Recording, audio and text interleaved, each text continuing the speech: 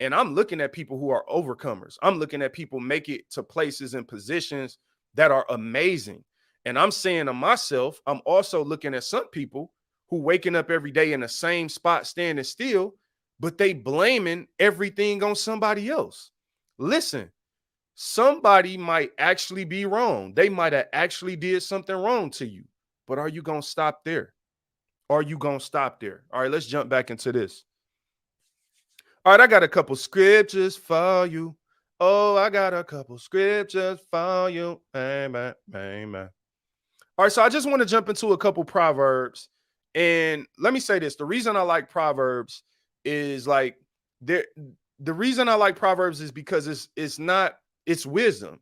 It's not a storyline a lot of times. Sometimes it's a few of them grouped together to make a storyline point, but a lot of times it's wisdom. And what the way I believe that, I try to take in proverbs is I try to meditate on them. So when I find a really good proverb that speaks to me, I don't just read it one time.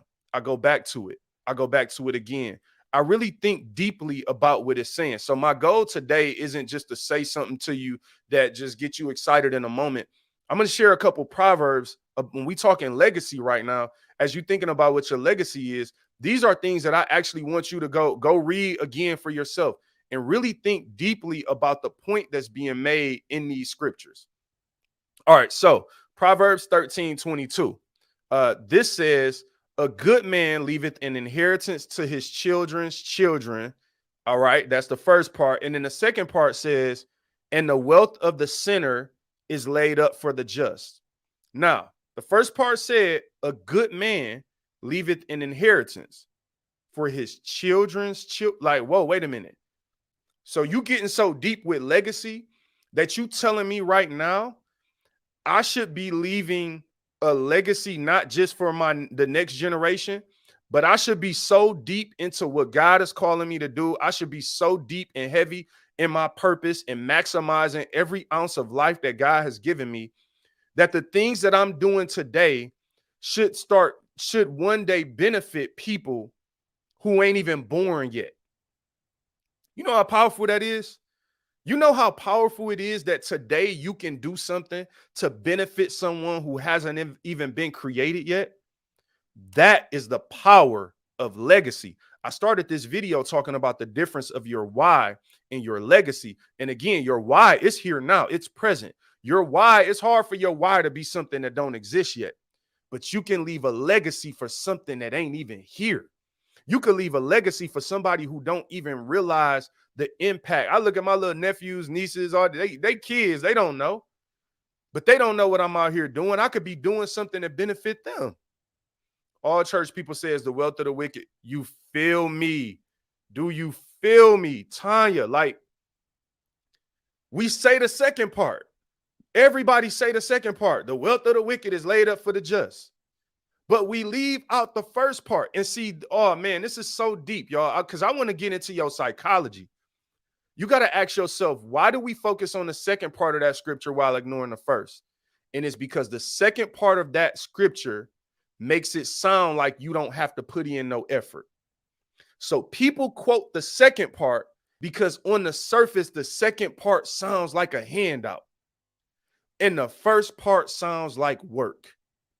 But the reality of it is, yo, a good man leaves an inheritance for his children's children. That means you was already putting in work before the wealth of the wicked was laid up for you. So the wealth of the wicked ain't laid up for no lazy person. The wealth of the wicked is laid up for the dude that's working, that's digging. You want to find a treasure, you got to dig for it. And we quote that second part because we lazy, yo. You feel me? We lazy. Lori, what up? What up? What up?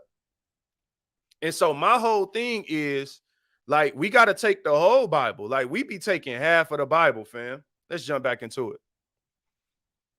Proverbs 13:4 says, lazy people, we just said it. We just said it. But this was I ain't even put these in order. I just put them on here. Lazy people want much but get little. But those who work hard will prosper.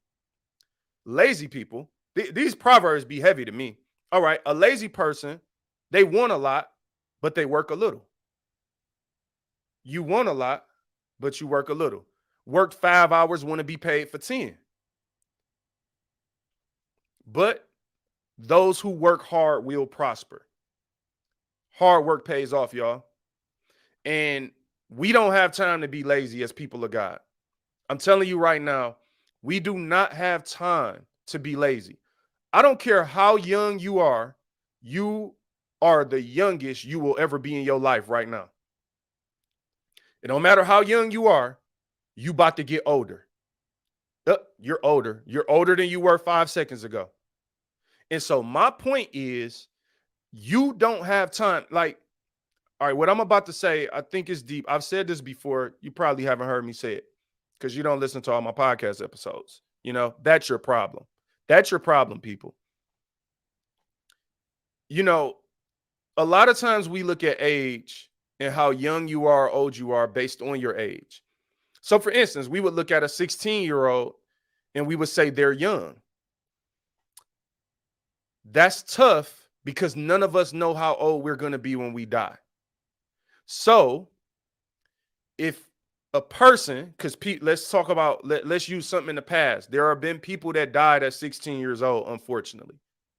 When that person was 15, they weren't young. They only had 16 years. So that person was old at 10. At 11, they was like a 90-year-old.